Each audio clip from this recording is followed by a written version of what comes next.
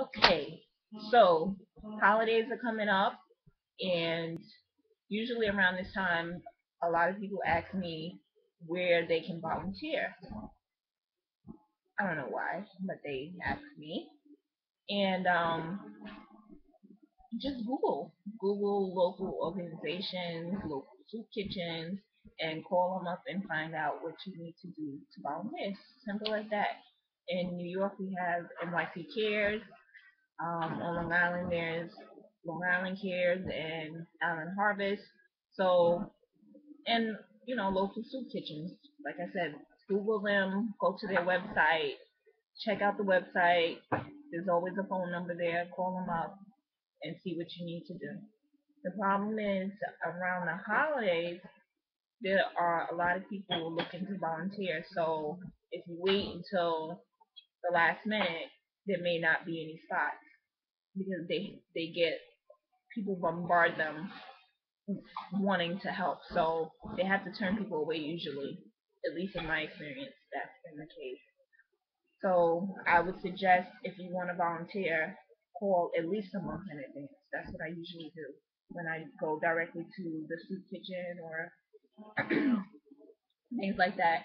As far as I'm a part of two organizations which send out emails when they're looking for volunteers. So I'll just sometimes I haven't done it in a while, but sometimes I'll just go on their website and see what events they have coming up and volunteer that way.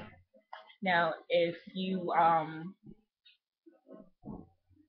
don't need a volunteer for like school or because some people need volunteer hours, so they need to actually go to an organization and volunteer and get the slips and get the form filled out saying that they volunteered. If you're just doing it because you just want to help out, I have some suggestions of things that you can do on your own.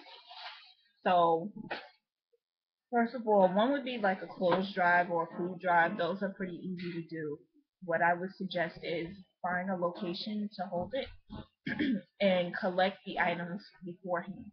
Because if you're doing it on your own, you don't want to risk people not showing up to donate. You know what I mean? So I would collect donations beforehand and then hold the event to hand out the items on a specified date. So that way, because if you have people bring in donations on that day, you don't know if you're gonna have stuff to hand out. So collect it beforehand and then hand it out. And those are pretty easy to organize. You just find like a local church or maybe a youth center, and then put the word out that you're collecting, and people, trust me, people will donate. Um, Another thing you can do is an adopt a family, and you can go to church, a school. My mom was telling me that the hospital she works at, which I'm sure most, if not all hospitals have, what did you call them? Angels? Angels, and those are just little angels with names of patients. And you can just, or not necessarily patients, just people in need, and you can go and get things for them, clothes, gifts, toys, games, and donate that way. Um, that's always fun, and that's always an easy thing to do on your own or with friends or family. Another thing you can do is visit with the elderly. You can do themed gift baskets and visit with the elderly or people who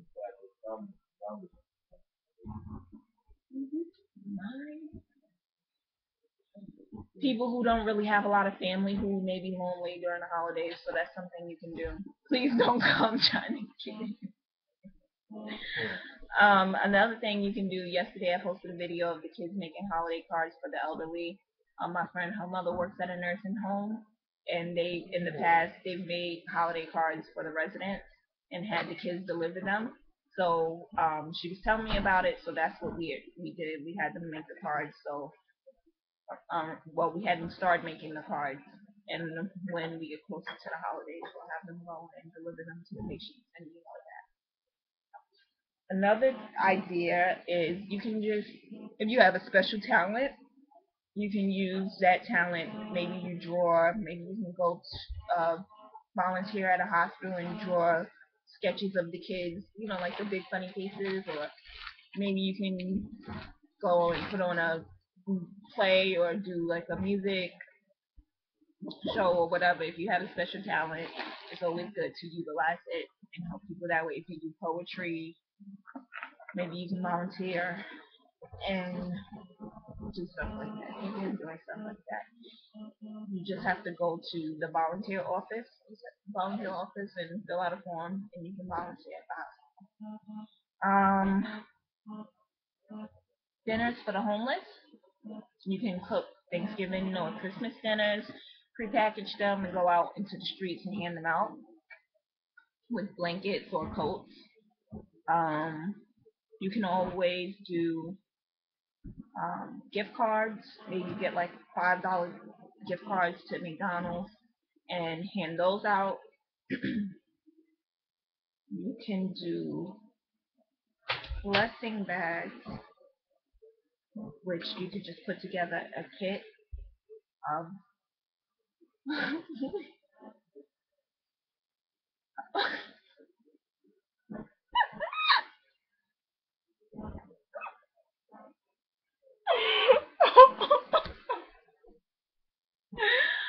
Oh goodness, you can do blessing bags and put together like a kit of toiletries and maybe a couple of snacks.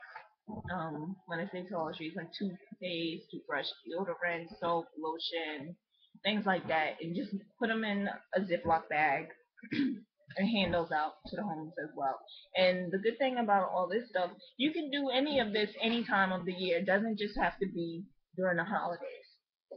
So I like the blessing bags. I actually got that idea from YouTube, which I don't know. I never thought about doing that for some reason.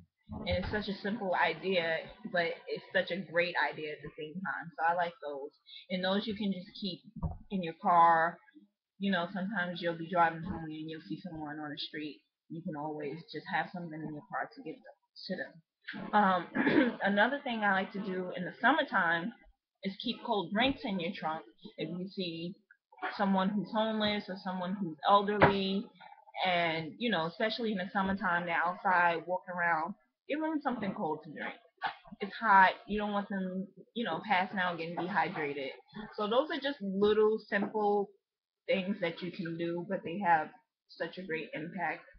Um, that's pretty much the ideas that I have, but I'm pretty sure if you go online, there's tons of ideas out there, tons of things that you can do for the holidays or any other time to help, give back. So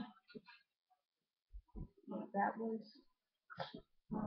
helpful to someone, and that's it.